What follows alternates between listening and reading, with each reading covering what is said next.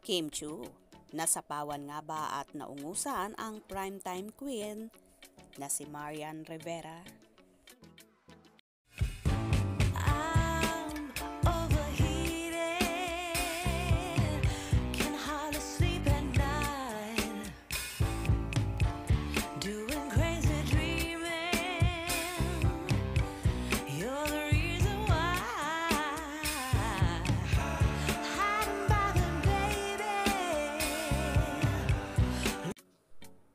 Iba-iba ang claim ng kafanihan sa success na mga teleserye ni na Marian Rivera at Kim Chu na magkatapat ang time slot sa primetime TV.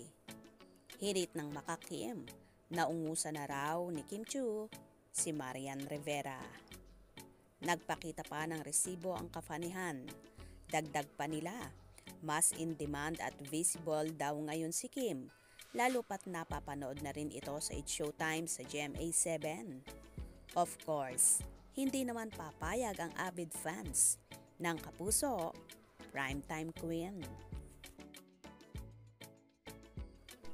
Say nila, wala raw sa kalingkingan ni Marian ang Chinita Princess.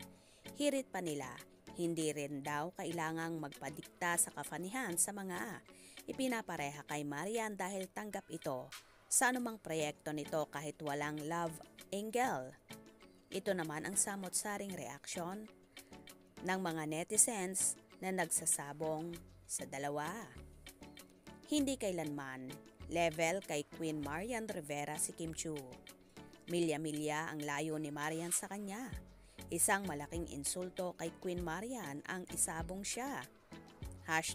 #ilusyonada.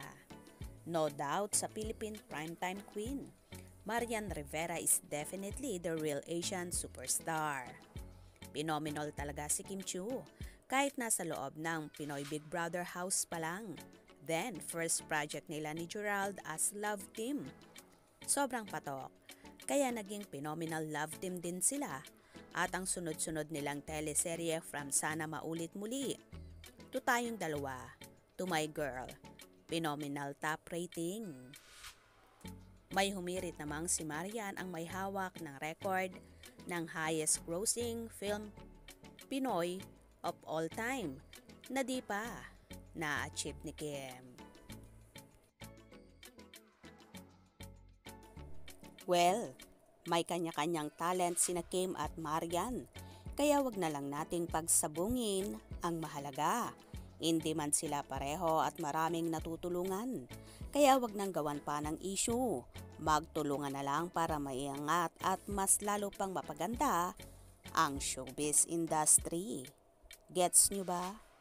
Kaya naman tumutok at wag na wag pahuhuli sa mga maiinit na kaganapan. Anong inyong magiging reaksyon sa bidyong ito?